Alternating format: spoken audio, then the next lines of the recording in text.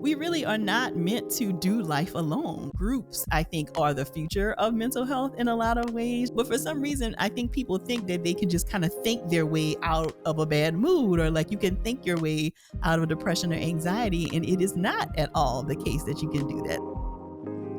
Welcome to The Future Of, a podcast by Fresh Consulting, where we discuss and learn about the future of different industries, markets, and technology verticals.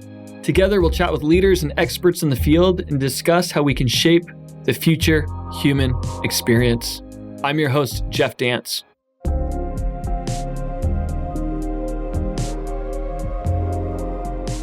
In this episode of The Future Of, we're joined by Dr. Joy Harden Bradford, a licensed psychologist, speaker, founder and CEO of Therapy for Black Girls, and the host of its wildly popular podcast, focused on mental health. And she's also the author of the book, Sisterhood Heals, The Transformative Power of Healing Community.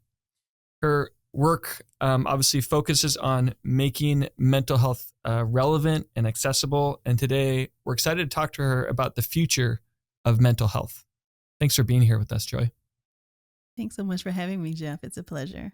Awesome. For those who don't know you, it'd be great to get some quick insight into your experience and your journey in mental health. How did you, come to be, passionate about this topic? Tell the listeners a little bit more about yourself. Mm-hmm. So my journey in psychology really started in high school. I had the opportunity to take what then was a satellite class. So they would roll this big TV in, and myself and three other students would sit in front of the TV and watch this, I think it was pre-recorded at the time, lecture about psychology, and then take a test. And I fell in love with it ever since. I didn't know that there was a name for the thing that I was really interested in, which was human behavior. And so I really have not looked back since then. I was a psychology major when I went to undergrad at Xavier University of Louisiana. And at the time, I actually thought I wanted to be a psychology professor, but I had the opportunity to shadow a professor. And I was like, oh yeah, this is not actually the thing I'm going to be good at. So once I had an opportunity to shadow a therapist, then it felt much more in line with what I felt like I was really called to do. So my background professionally really is in college student mental health. So I've worked at several different colleges doing counseling with the students on campus. And every campus I was on, I would always run a group for the Black women students. And I'm sure we will get into this some, but there's still a lot of stigma related to mental health, especially in communities of color. And so it felt really important to create a space where the students could come and meet somebody who was from the counseling center and talk about what was going on with them. And I really see Therapy for Black Girls as an extension of that work. It kind of feels like outreach, right? Like that I am talking with people on the podcast and through our different offerings as a way to bring mental health information to people and make it more relevant and accessible. Thank you.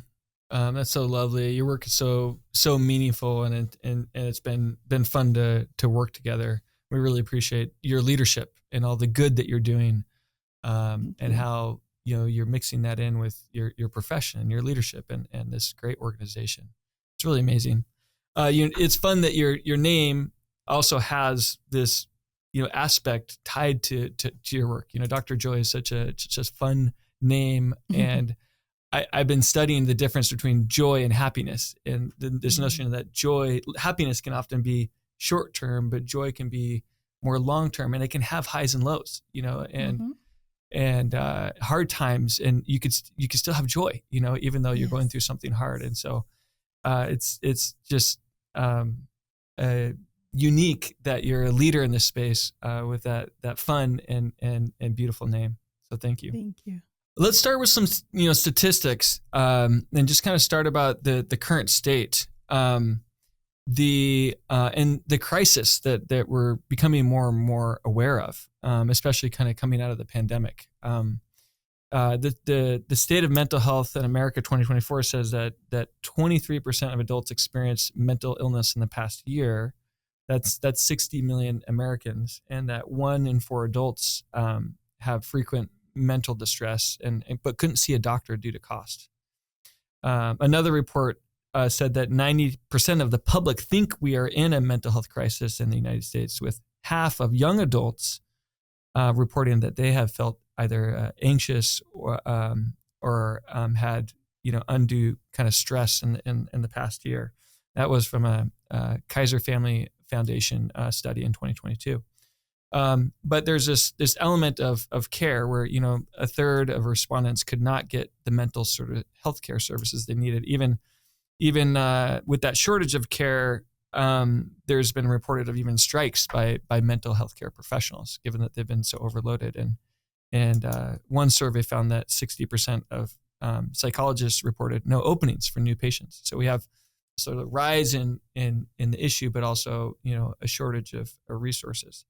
Tell us more about other things you're seeing or other statistics that come to mind as we grapple with what we're dealing with today.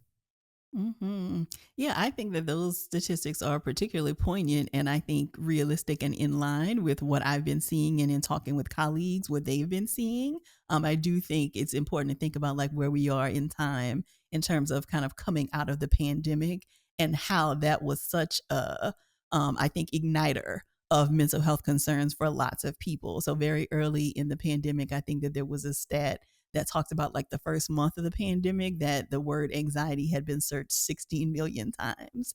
And so, I think mental health was always something that I think a lot of people were struggling with. But I think at this point, we are really seeing, I do believe we are also at a crisis level in terms of mental health. I think that there is a lot of grief that is unresolved for people as it relates to the pandemic, not only to the loss of life that I think many of us experience in terms of our families and our communities, but also the loss of a sense of normalcy, a loss of a sense of control, I think a loss of trust in structures that we thought would be in place to kind of protect us and help us navigate a world tragedy that we've experienced. And so I think that there's a lot of grief that people are not able to name as grief that has then led to all of these other mental health concerns.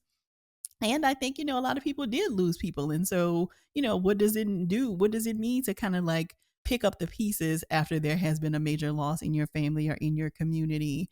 And I think that a lot of people are still really struggling with that and struggling with, okay, if this happened a couple of years ago, like, could it happen again? How well prepared am I? How prepared am I with my family? I also think because of the nature of the pandemic, so many of us are struggling socially, right? Like so much of the pandemic was locked down and like we have to stay apart from one another. And so now what does it mean for us to like be close anymore? And like it's a little weird and awkward, I think, as we are continuing to try to navigate what this post-pandemic life looks like. And so I do think that we are at a mental health crisis. And as you mentioned, resources were already pretty limited even before. And so now when there is more of a need, there just aren't the same number of clinicians to be able to take people on. Unfortunately, we have lost lots and lots of community resources. So community psychiatric hospitals being closed, community mental health programs being closed. And so it does feel like there is a huge need without the number of providers and clinicians to actually be able to support all of the people who actually need the assistance. We're still struggling with issues from the pandemic, essentially, and that sort of constant whiplash. It does seem like since the pandemic, there's been other big events that have been happening, that we're aware of. That it's almost like a reminder of that sort of whiplash. Like, oh, we think we're going to get through, but no, and then we're dealing with that again and again and again. So it I feel like it affected us all, whether we like to say it or not, right? What other things do you think have compounded and kind of contributed to the sort of the amount of issues we're seeing today and the stats that we're reading about? Yeah, so I think we cannot forget like the political climate that we are all living in. Like I think there has been this heightened sense of politics and like animosity in the political system that has existed, I think, probably for a long time, but definitely feels like it has been at an all-time high within probably the last 10 years or so. I think that has led to a lot of stress and strain for people. There are multiple genocides happening all across the world.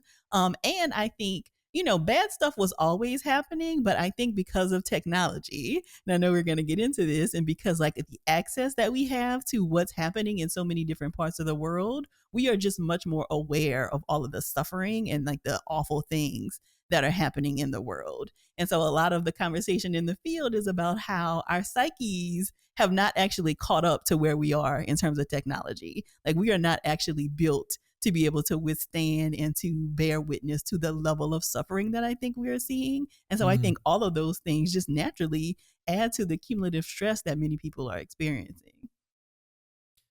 Yeah, I heard that anxiety is actually unfocused fear was the latest definition that kind of struck me like, oh, it's unfocused fear. It's sort of hanging in there. It isn't yet focused yet, and that but fear historically, has been more episodic. If we look at like looking back thousands of years and kind of how the humans have evolved, and it's like, okay, we react to that. We have certain things to help us react with fear and to move on that.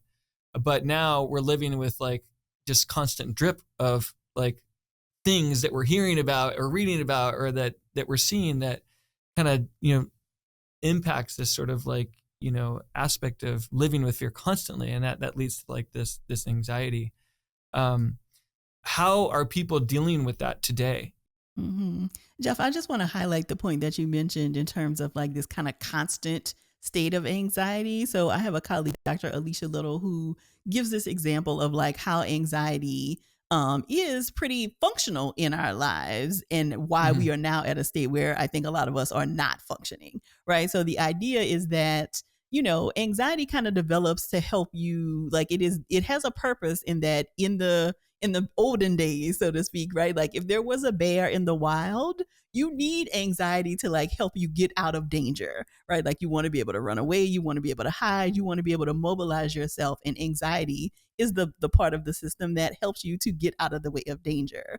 But now we are at a state where we're almost always running from a bear, right? Like there is no moment where the bear passes, like you cannot hide, like it feels like you're in a constant state of trying to get away from a bear, and the system is not meant to be that way, right? Like it, Mm-hmm. like you said, it is supposed to be episodic, that the stressor passes, and then you can kind of go back to a resting state. And it does not feel like we are ever at a resting state right now.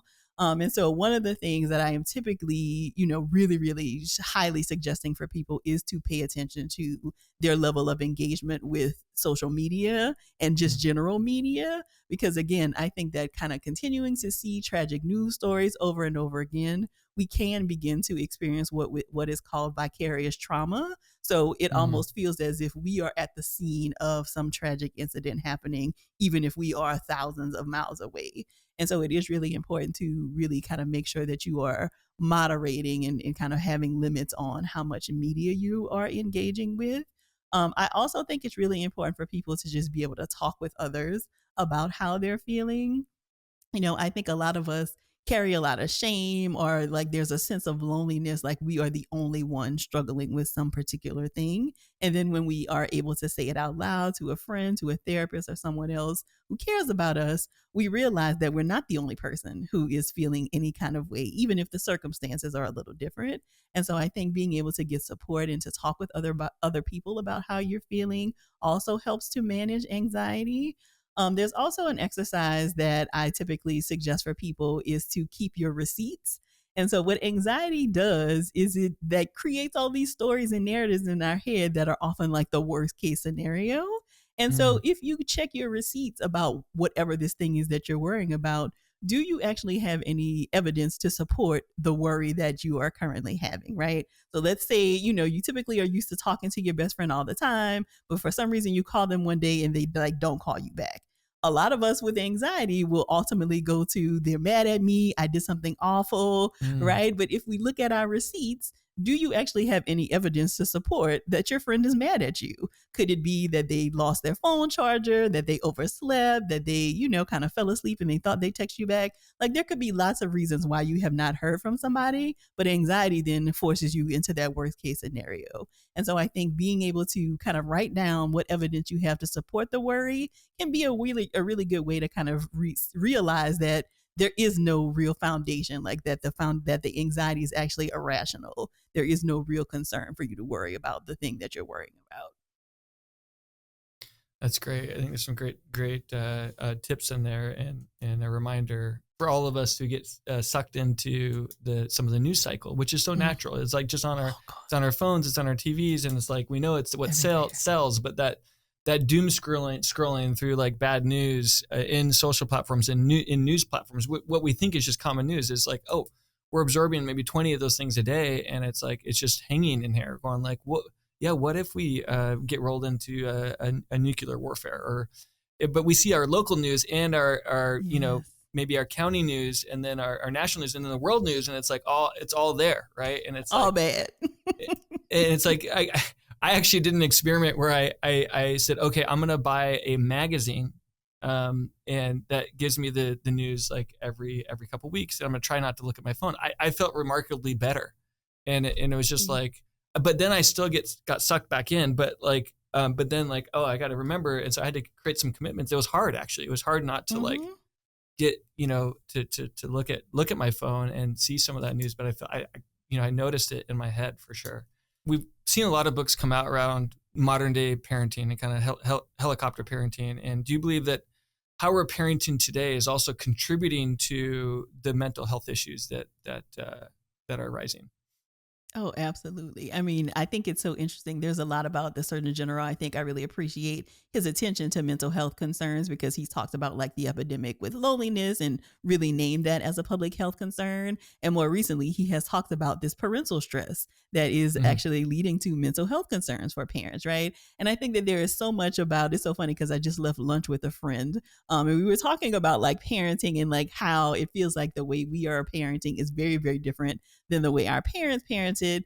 And I think again, a lot of it is related to technology, right? And the fact that Mm-hmm. like children have access to all of these other things that we just didn't have access to. And so now it Right. feels like some of the decisions you might make are really out of your control because, if your child is the only one in their grade without a phone, they are still very influenced by all of their friends who have access to these things, right? And so I think that so many of us are trying to kind of undo maybe some of the things that we felt were not fair or good about our own parenting. And I think in some ways we're overcorrecting in a lot of ways. And a lot of what we are hearing from like teachers and coaches and like adults in our children's lives is that children really are struggling with distress tolerance. So, distress tolerance is a skill that we want children and adults to be able to have. But when we like jump in and like try to save our kids or don't let them work out a conflict amongst themselves, then we're not allowing them to develop that skill, which is really, really helpful for them. And so the Mm-hmm. idea again is that a little bit of distress is good for us to be able to tolerate, right? Like we need to be uncomfortable sometimes so that we realize, hey, it feels uncomfortable, but it's not going to kill you, right? Like I can manage this uncomfortable feeling. But when we get in the way of allowing our children to feel that, then they don't develop that skill, which then adds to our stress. I also think that kids are very overcommitted, which means that we as parents are overcommitted. So it is no longer that they are just kind of playing in the neighborhood, baseball league. Now we are traveling 2 hours away for baseball and there are practices multiple times a week, right? And so when you're already looking at a very full work week schedule for the adults in your life, now you're adding on your kids' extracurricular activities and kind of feeling as though, oh, am I not giving my child the same opportunities and chances if I don't allow them to participate in this thing? Then again, I think that adds to the stress and strain. And so I think because there are all these societal expectations of the things we need to do to set our kids up for success, it's leading to a lot of stress and strain for us as parents. So I absolutely believe that there are some mental health concerns related to the way that we are parenting these days. Mm-hmm. That all makes sense. I appreciate how you distilled that and articulated it. And I'm reflecting on how I parent with my four Mm, kids while you're talking. So thank you. yeah. So basically, you're saying, it's okay to have some anxiety, like some fear, and to go through hard things. And with kids, sometimes we're protecting that. We're not letting them go through that and discover some of their own skill sets. Yes, Kind of exactly. I'm Mhm. I'm remembering the stress curve. Where it's like you have boredom on one side, and then you have like extreme stress on another side, where it's unproductive. But then the middle is the positive pressure, right? Where they're saying on the stress curve, it's good. That's peak performance. But that means stress means it's okay to have hard things and to suffer. But that might be where we have peak performance. But there's a side where it becomes, we're in the mental health issue where there's crisis, Yes. or the boredom side, and that kind of came to mind when you're talking about that. Is there a correlation between the stress curve that you guys use in your in your counseling? Yeah, I mean, you're absolutely right. Like, we want to kind of be functioning in the middle, right? Like, some Right. anxiety and some stress is what like makes you get up off the couch when you know you have an assignment to do, right? Like, you Right. need a little bit of an anxiety there, but when you do Yeah. get too extreme on either end, I think that is when we do see maybe a mental health, issue or a crisis kind of Hmm. come up. And so when we think about really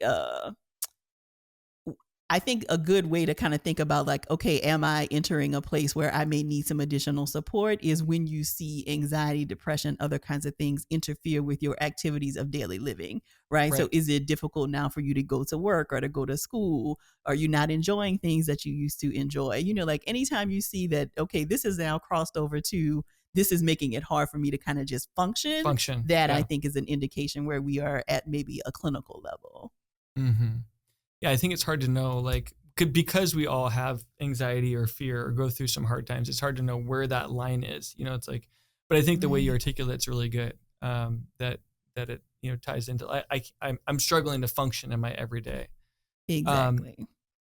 we know medication's important. So you get injured, you get some medication to help you. Right? If there's physical injuries, you can also have mental injuries, and I think a lot of the issues I've seen personally is people going like, well, no, I don't need any help, right? But really they've been deeply injured mentally and they don't realize, no, medication can actually help you unlock and maybe not be dependent on that forever, just like get out of that current state. How does exercise also help with mental health? We know that medication has a role and that's super important. But tell us more about your perspectives on how exercise can help as well. I really appreciate you framing it that way, Jeff, because I do think that there is still a lot of stigma. So I think, there are layers to the stigma related to mental health. So I think more and more people are kind of becoming comfortable with therapy and like talking with someone. But I do think medication is that next layer, right? So, okay, I talked to somebody, but now you're really asking me to do something different, right? Now I got to take a pill. And I just want people to know that it is. I appreciate the way that you talked about it as a comparison to physical injuries, right? And like if there's something wrong with you physically, typically more of us are okay with medication. But for some reason, this idea that I need to take medication to manage a mental health concern still feels very stigmatizing and like a weakness, I think, for a lot of people. And so I do want Right. people to know that it is okay, that if it is an aid that will help you to manage your life, manage your emotions, manage your experiences better, it's okay to take medication. But you're right. There are a lot of other things that also could be helpful, and exercise is one of those things. And so there's all this research that talks about like the endorphins and like the neurotransmitters that are released in our brains and in our body that can help to improve mood. So exercise and like physical activity, and it doesn't. I think people hear exercise and they think immediately like a CrossFit, like I got to run 2 miles, like, and you can really just walk around your neighborhood for 10 to 15 minutes and still get the boost in mood that you would get from like running a mile, right? So it doesn't Hmm. have to be very strenuous. It really is just about moving your body and kind of getting those endorphins moving that then actually improve your mood. And the same is for sunlight and kind of getting outside and Mm. like connecting with nature. Again, those endorphins and neurotransmitters are connected to being able to get sunlight. And we, again, see a boost in our mood related to being outside in nature. That's great. I personally notice, like, I mean, if I can do 10 minutes of exercise when I'm feeling like really stressed, I feel like I can bounce back. Uh huh. But I've also seen, close family members that have really benefited from medication and finally taking some medication. Like, wow, like so many issues got resolved and they're their best selves. And so Mm-hmm. it's really interesting to see. That does seem to be an area where we've made progress. I think personally, it's Yeah. still there's reluctance for a lot of people, but progress are like, oh no, this is a good, this can be a good thing. It's like it's not, there's not as much stigma around like, oh, I need to take something to help me get out of the injury that I Mm-hmm. had, previously. Yeah. Yeah. And That's Jeff, awesome. I also think some of that is because there has been a gross misunderstanding of like mental health as it Mm. relate like physical health. I think most of us Eh, are comfortable like, yes, Right. I'm not a doctor, so I need to go to somebody to like help me figure this out. But for some reason, I think people think that they can just kind of think their way out of a bad mood, or like you can think your way out of depression or anxiety. And it is not at all the case that you can do that. Sometimes it does require a higher level of intervention, which sometimes can be medication.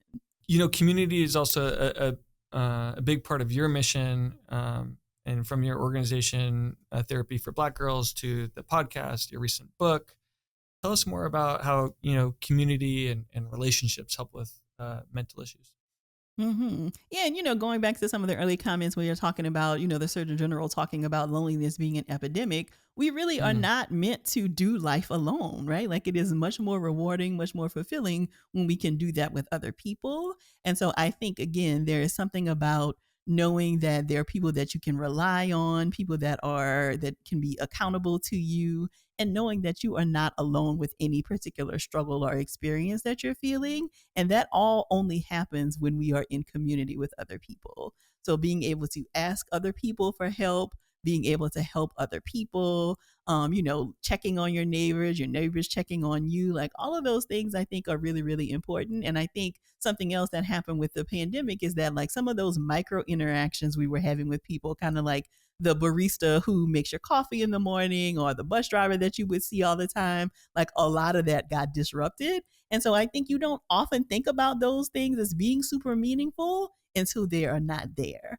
Right. And so you need, I think, all those levels of interactions with people. So those micro interactions with the people that you only kind of see in passing, but also much more intimate and deeper connections with like maybe your coworkers and the people who you would consider a part of your support system. All of those layers are really important. That makes a lot of sense. I think humans are inherently social creatures by design, right? And even if we're introverted and we have small circles, we're still social creatures, and like Yes. we still need those connection points. So I can see how that had a massive impact when all that was taken away. Yeah. Tell us, more about the types of things you're doing within your organization to promote community and to help have people help each other, especially with the crisis of not having care or not being Yeah, able to that's access something it. that I think. Yeah, that's something that I think is really important. So we have a membership community called the Sister Circle, where people from all over the world kind of get together and have conversations about different kinds of things, but also have fun together, right? So we will do these virtual comedy nights where we will like watch a YouTube video and kind of just laugh together. Virtual movie nights, lots of different opportunities to connect both virtually and in person when possible, because I think that that is important. And I really think, groups, I think, are the future of mental health in a lot of ways, right? Mm. Because again, we've already talked about like the shortage of individual clinicians. And so I think one of the things that is going to be really, really important as we move forward in the future of mental health is looking at more ways for groups to come together. And that can be groups that are led by therapists and other clinicians, but also peer support groups, I think are really, really important, so that there doesn't always have to be like a licensed trained professional involved for you to get support from other people.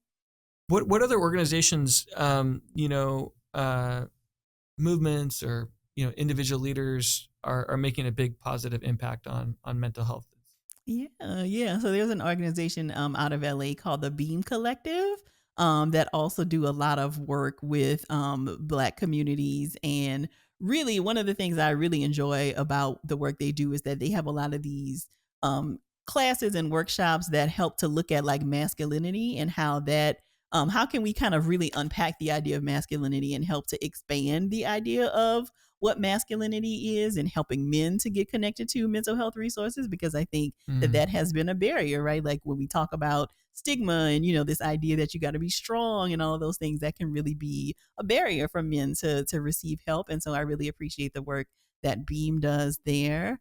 Oh, the Loveland Foundation. So the Loveland Foundation is a organization created by Rachel Cargill, and she kind of turned her birthday present into an opportunity to raise money for people to go to therapy. And so I Mm. forget how much money she has raised. I think millions at this point, for women of color to be able to receive therapy services. So they give out vouchers for people to be able to attend therapy. And we've already talked about like money being a barrier for lots of people. And so I think anytime it can be a little easier for people to get support to go to therapy, I think that's great. So I think the Lovely and Foundation also does some incredible work. As we think about the future, um, what do you think is going to change like 10 to 20 years from now? Any broad themes or thoughts about how this, industry and how services will kind of evolve? Mm. So Jeff, I have to be honest with you. I'm a little concerned about the advent of technology and how it is going to transform the mental health field. Okay. For as much good as I think technology has done, right? Like I have a technology platform as a part of my organization, right? The Yep. therapist directory that helps people to connect to therapists in their areas. And so I think that there are ways that technology is a good force for Mm-hmm. connecting people to resources. I am a little concerned though when I hear people talking about like AI and like building therapy bots, Mm-hmm. because I don't know that there's anything that's ever going to replace the healing that can happen when you are sitting in front of a person, whether that is virtually or in real life. And Mm-hmm. so I get concerned when I see, because I think that there is so much attention and money in the mental health space right now that people really want to solve these problems, but a lot of teams get involved and there is no like mental health professional on board. And so I think it is people kind of trying to build things for problems that they see without really understanding what leads to human suffering and like what kinds of things actually make a difference for people. And so I don't think the answer to the loneliness epidemic is going to be a therapy bot, right? Like I don't want that to be the thing, and nor do I think it can be the thing that like really solves the human connection problem. Is not Right. like replacing humans. It is, Mm-hmm. like what other kinds of things can we do to actually allow us to connect with one another in more meaningful ways? What are your thoughts on? Are there aspects of good that AI, could help? We know that there's a dark side. We know we don't want AI to replace humans, but can you think of aspects where this will benefit the industry? So it's funny because we had a meeting with our fresh team just yesterday looking at a chat bot that we might implement on our site, which could help people get connected to resources and therapists easier. So just the Right. podcast, for example, we have over 400 episodes of the podcast. And so if somebody is brand new and comes to our website, like where would they even start? And so Mm-hmm. working with like a little bot on our website to tell the bot what you want to know more about could easily recommend a couple of episodes for the podcast for you to start to listen to and get connected to resources. So Mm-hmm. things like that I think are incredibly helpful to like streamline the process. I definitely think that that is a use of AI for good. Nice. I think your intent of like, is this leading to a place where we're really solving the problem is important. Where it's like, okay, are there unintended consequences of using technology to replace that human connection, and we're seeing that today where it's like, oh, Right. there's more and more online or digital connection, but it's the lack of the human connection and that sort of social connection that's creating a lot of issues. So as we think Exactly. about the future, how can AI or technology in general also foster more human connection, which is so critical to some of the crisis we see today? I think it's a good Mhm. principle. Yeah, yeah. And I also think, there's so much conversation around, AI can only learn based on like the humans who are interacting with it. And so is there an actual diversity of humans building these platforms, right? Like, is Mm-hmm. there a diversity of thought, a diversity of leadership in terms of the people who are kind of behind the scenes? Because that we know marginalized groups tend to get left out of that because there are not a lot of people who are marginalized in the rooms. And so I think that that is also something to think about as we think about like the future of AI and how it interacts with the mental health field. Like, is there enough representation in the building of these machines to actually help the greatest number of people?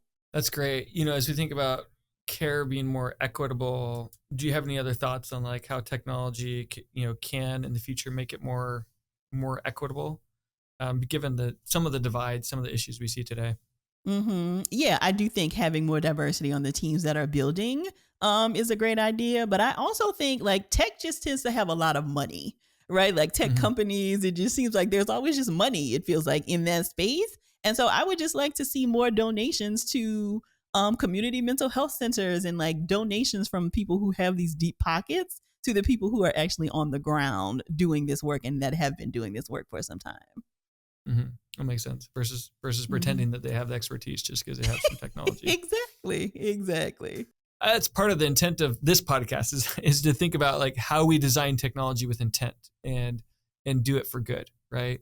Versus find that, oh, we've magnified, a mental health crisis through Right. the things that we're creating, which is Exactly. I think understood now, at least in the last 3 to 5 years. I think it's understood that, hey, this social media, the immediate access to kind of information, the connection of how is changing us as humans. Right. And it's changing the way our brains connect or develop or think.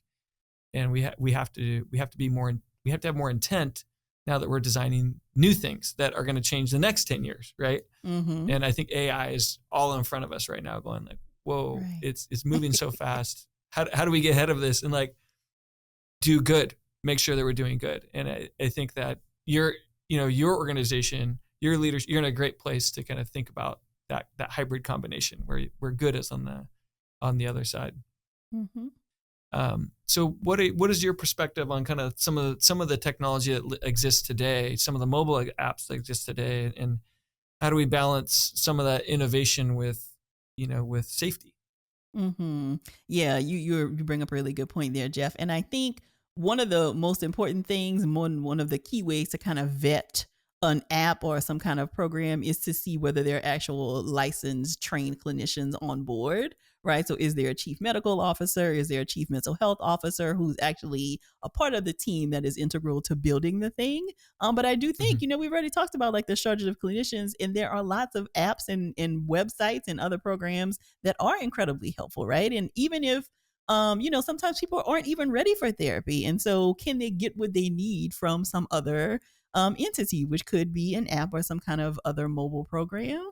And so I think it is good to kind of look at what kinds of supplements and augments to therapy exist. But I do think it is important for clinicians and medical professionals to be involved with the programming, because I think sometimes people have good intentions, but also don't know enough to not actually hurt and harm people. And so I think it is a good effort, and it is a show of good faith, and I think a show of integrity when medical professionals and mental health professionals are actually intimately involved with the building of these apps. And I think Mm-hmm. a lot of them have actually done that really well. Great. Do you have any go-to apps that are part of your suite of services that you guys recommend to those that are struggling? Mm-hmm. Yeah, I think Calm and Headspace are the ones that come to mind most often. My kids listen to Calm stories every night to go to bed. And I think that those apps that kind of just remind you to like breathe, and like if you're on your Mm. phone anyway, like what else could you be doing with your phone besides doom scrolling? And so I think Calm and Headspace have really offered nice offerings in that space to help you to kind of just ground yourself and breathe.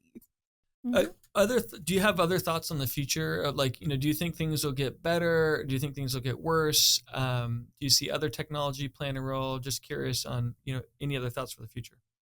Well, I think we've already really kind of talked about it. I really see group and community healing as the future of mental health, and like looking at Mhm. ways to kind of bring people together.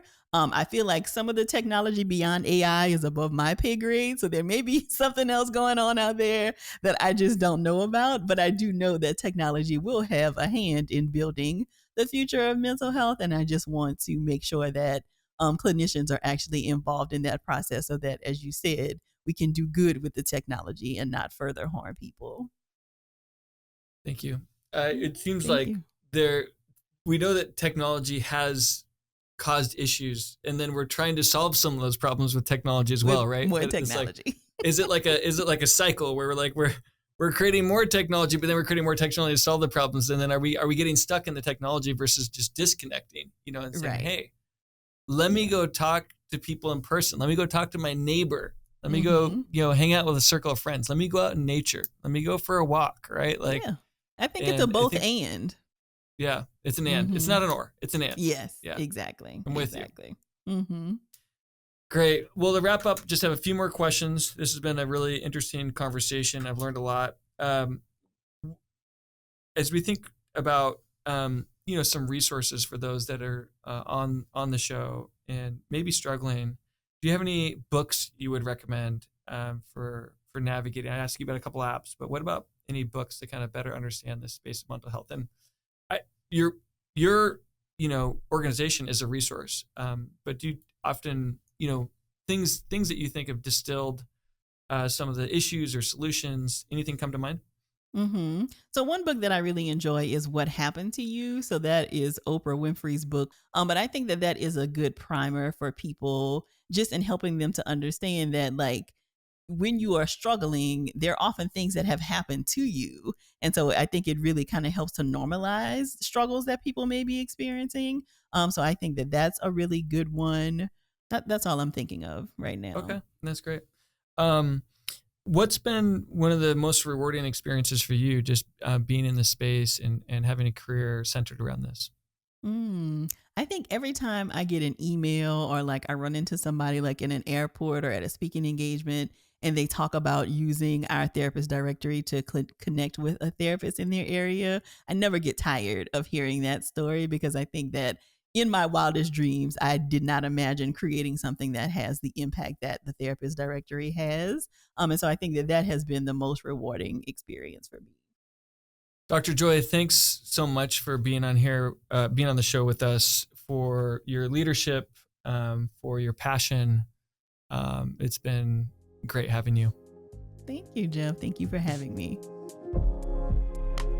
The Future of Podcasts is brought to you by Fresh Consulting. To find out more about how we pair design and technology together to shape the future, visit us at freshconsulting.com. Make sure to search for The Future of in Apple Podcasts, Spotify, Google Podcasts, or anywhere else podcasts are found. Make sure to click subscribe so you don't miss any of our future episodes. And on behalf of our team here at Fresh, thank you for listening.